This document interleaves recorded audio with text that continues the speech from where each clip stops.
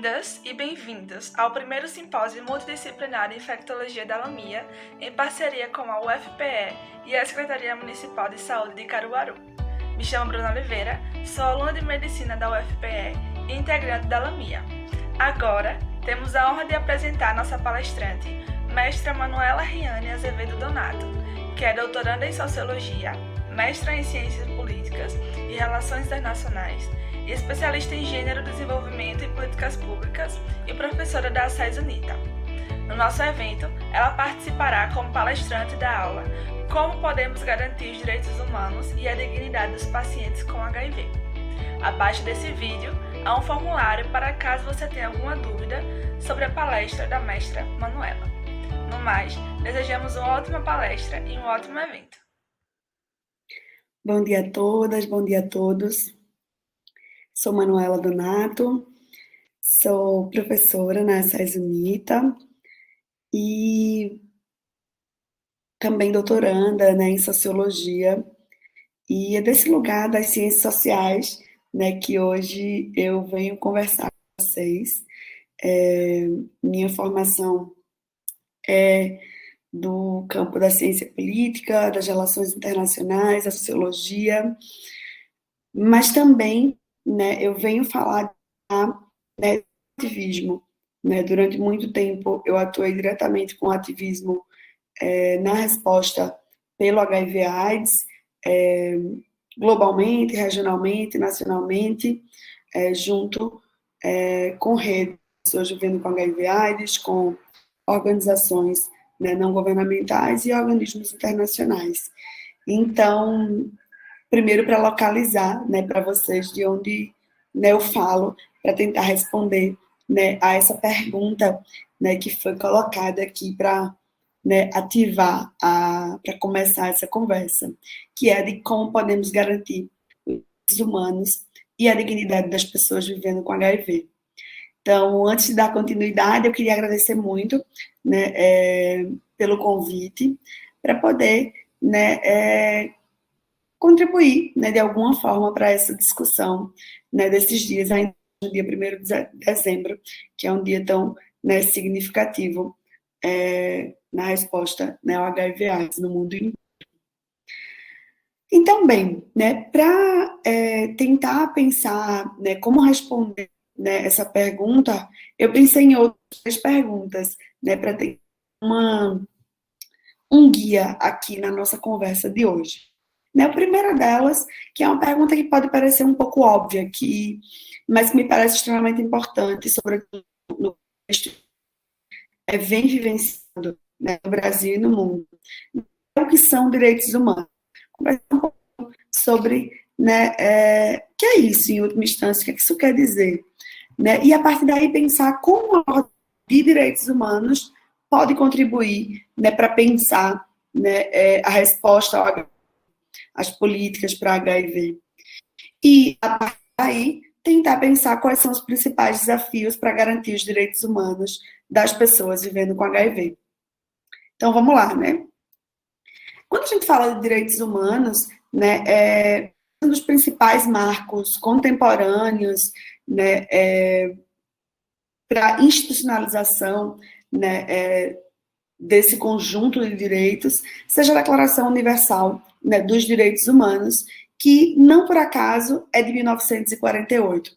A gente está falando aqui do momento de fundação das Nações Unidas, mas também do fim da Segunda Guerra Mundial.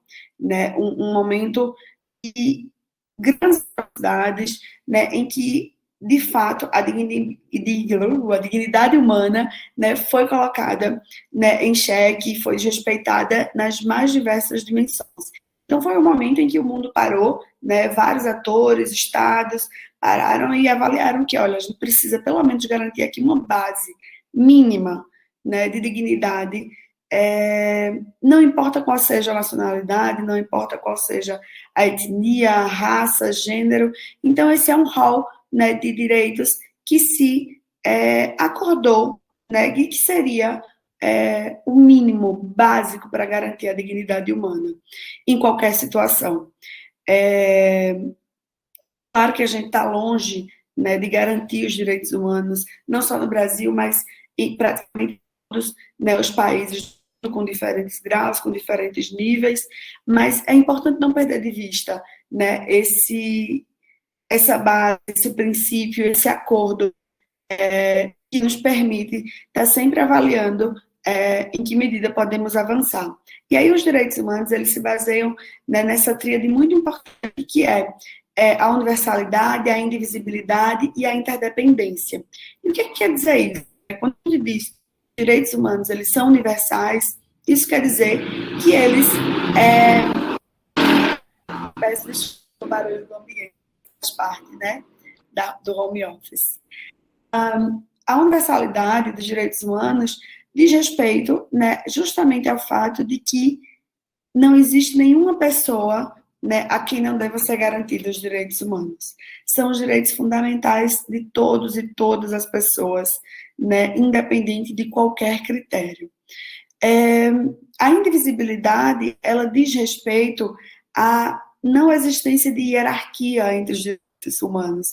Então, a gente não pode dizer tal direito humano é mais importante, né, que tal direito humano. Não, todos eles são igualmente importantes. Isso tem a ver com uma disputa, né, daquele momento, mas que, em alguma medida, né, ela ainda, a gente consegue ver muito presente, que é aquela ideia de que, olha, o que é mais importante?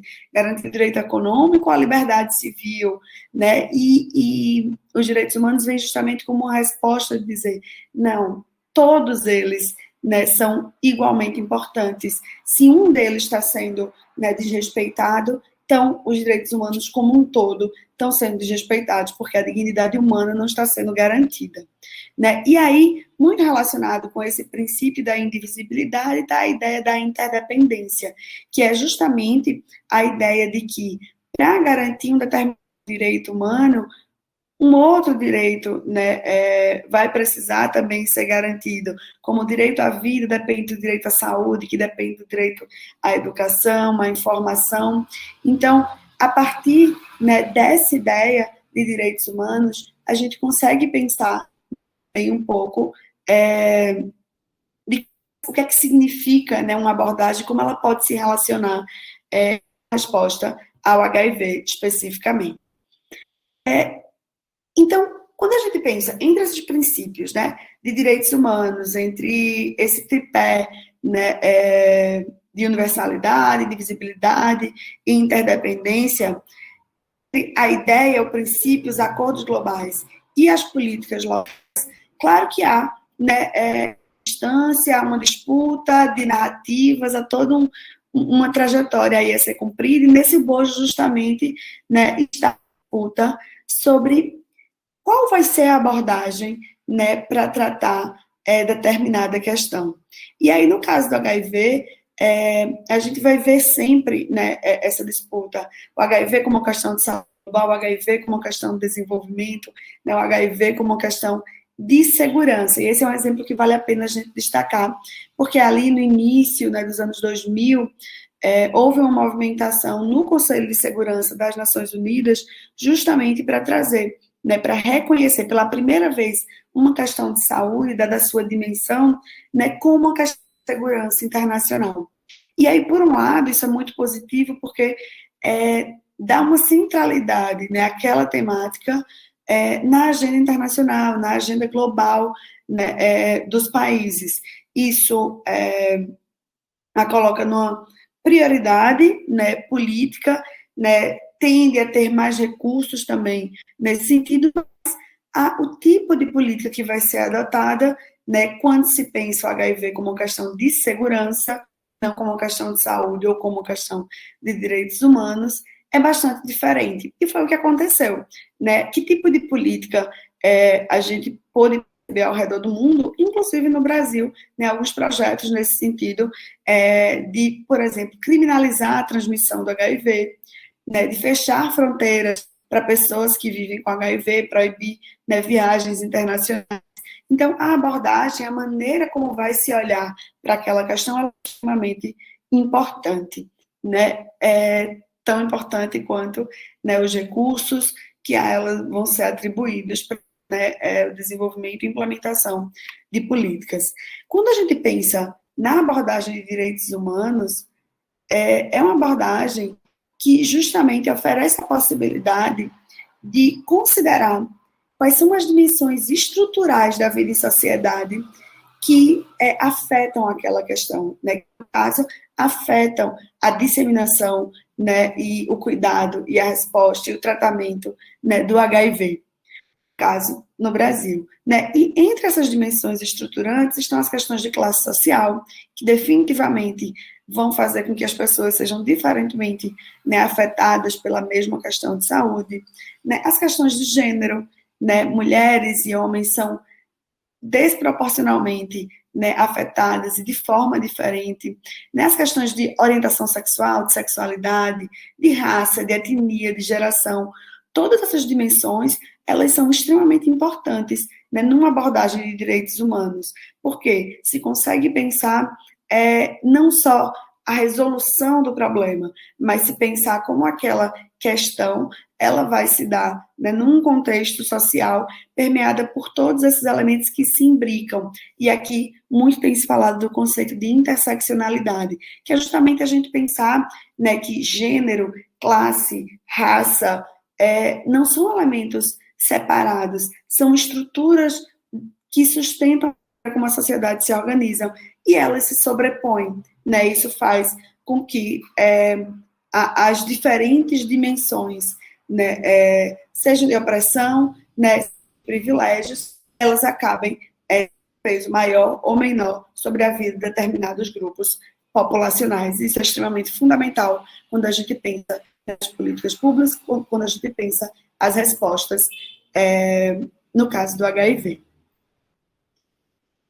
Então, a partir de uma abordagem de direitos humanos, a gente consegue ter, né, essa dimensão social, a gente consegue olhar para as pessoas, né, dentro da pandemia, consegue pensar políticas a partir de evidências científicas, sem dúvida, mas também a partir de uma ciência pensada para as pessoas, né, da experiência vivida das pessoas. Então, pensar quem está sendo escutado nesse processo é extremamente, né, importante. E aí, os discursos preconceituosos, os discursos segregadores, eles vão ter um impacto muito negativo, né, na garantia dos direitos humanos das pessoas vivendo com HIV. Né? A gente, recentemente, tem vivenciado com alguns discursos nesse sentido, como, por exemplo, né, o de que as pessoas que vivem com HIV são um gasto para o país. Esse é um discurso extremamente violento, né, que acaba reforçando o estigma, reforçando a discriminação contra as pessoas que vivem com HIV. E o estigma e a discriminação, eles são tanto um obstáculo para a adesão ao tratamento e para o início ao tratamento, como também uma barreira para a testagem e para a proteção, porque as pessoas não querem ser identificadas com aquilo, né, com aquela doença que é identificada como um gasto. Nesse sentido, tem uma ferramenta extremamente importante, né, que tem sido utilizada do mundo, que é o índice de estigma sobre as pessoas vivendo com HIV/AIDS, criada em grande medida pela a rede global de pessoas vivendo com HIV/AIDS, e que aqui no Brasil foi implementada pela primeira vez em 2019, né, tocado pelas redes de pessoas vivendo com HIV, né, junto com algumas organizações da sociedade civil, como é o Gestos, com a PUC Rio, a PUC Rio Grande do Sul, e com duas agências da ONU, que é o próprio programa da ONU para a AIDS, o UNAIDS, e o programa da ONU para o Desenvolvimento, que é o PNUD. Né, juntos, em uma articulação, essas organizações levaram a cabo uma pesquisa, né, em que entrevistaram mais de 1.800 pessoas, né, quase 2.000 pessoas vivendo com HIV/AIDS, e essas pessoas foram entrevistadas por outros ativistas que vivem com HIV. E esse foi uma estratégia extremamente importante no sentido, né, do acolhimento, do reconhecimento de pares, justamente porque estava se tratando do estigma. Então, é fundamental que as pessoas, né, pudessem se sentir seguras para tratar, né, daquela questão. E alguns dados, né, esse documento está disponível, é um documento público que vale, né, a pena conhecer, estudar, avaliar, mas alguns dados que valem a pena destacar é de que mais de 60%, né, das pessoas que vivem com HIV, né, entre essas que foram entrevistadas, já sofreram algum tipo de estigma ou discriminação pelo fato de viver com HIV. Né? E mais de 40% delas, né, quase 50%, não por acaso, né, tiveram no período, né, aí anterior à pesquisa de 1 ano, um diagnóstico de algum problema, né, de saúde mental. Isso nos alerta para a necessidade, né, de ter políticas de saúde mental para as pessoas vivendo com HIV, né, de dar conta, mas também pensar de forma geral a necessidade de um atendimento, né, humanizado, de um atendimento acolhedor, com profissionais, né, adequados, com profissionais preparados, com profissionais sensibilizados, sensibilizadas. Né? Esses esforços, eles caminham juntos com estratégias mais amplas de conscientização da sociedade, né? Investir em campanhas contra o estigma e contra o preconceito, promover uma educação voltada para os direitos humanos, incluindo, né, a discussão de diversidade sexual, de raça, etnia. É fundamental, né, que a sociedade faça o famoso exercício do pescoço, né? Olhe para os lados, dê conta da diversidade em que a gente vive, porque só a partir disso a gente vai, de fato, conseguir garantir, né, os direitos humanos de todas as pessoas, né? Embora seja, né, um pleonasmo falar os direitos humanos de todas as pessoas, mas é cada vez mais importante a gente enfatizar esse princípio da universalidade.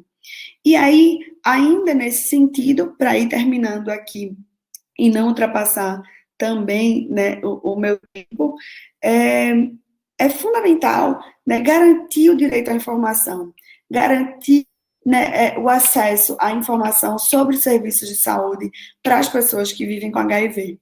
Né?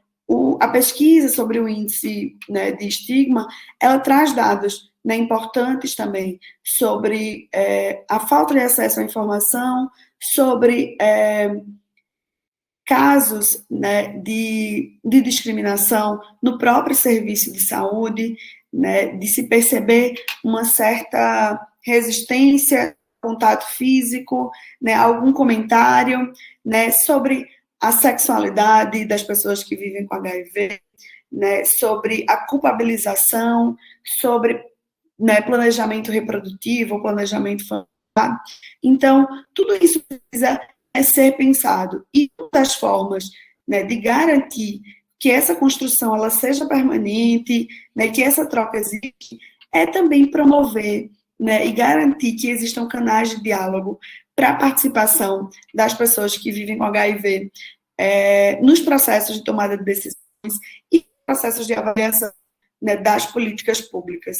Né? Esse é um caminho, né, que não é novo, não se trata de inventar a roda, mas é um caminho fundamental, né, que durante muito tempo tem garantido, né, uma política, né, brasileira de referência para o, né, e que precisa de um sistema de saúde, né, fortalecido, financiado, e que as pessoas tenham, né, conhecimento sobre. Então, eu acho que é nesse sentido, para pontuar alguns dos desafios, né, estruturais que a gente tem para garantir, né, os direitos humanos. Pensando aqui os direitos humanos sempre como aquele, né, horizonte, né, como a ideia da utopia de que Eduardo Galeano falava, né, de que a utopia serve como um horizonte que está sempre distante, a gente avança um passo e ela se afasta um pouco, a gente avança outro passo e ela se afasta um pouco, mas que ela serve para que a gente continue a caminhar. Então, os direitos humanos são um rol de direitos em que, pelo menos na sociedade de hoje, é bastante difícil da gente visualizar, né, sua garantia total e restrita para todas as pessoas, porque a gente vive em sociedades muito desiguais e muito violentas. Mas é fundamental, né, que esse reconhecimento ele não naturalize, né, e não nos imobilize num cuidado permanente, numa atenção permanente para garantir cada vez mais, né, políticas acolhedoras e humanizadas para todas as pessoas, e aqui particularmente falando das pessoas que vivem com HIV. Vou ficando aqui, agradeço a vocês, né, pelo tempo, pela paciência, e se tiverem perguntas, dúvidas, comentários, né, acredito que o contato é aqui, né, via comissão organizadora. Obrigada e até breve.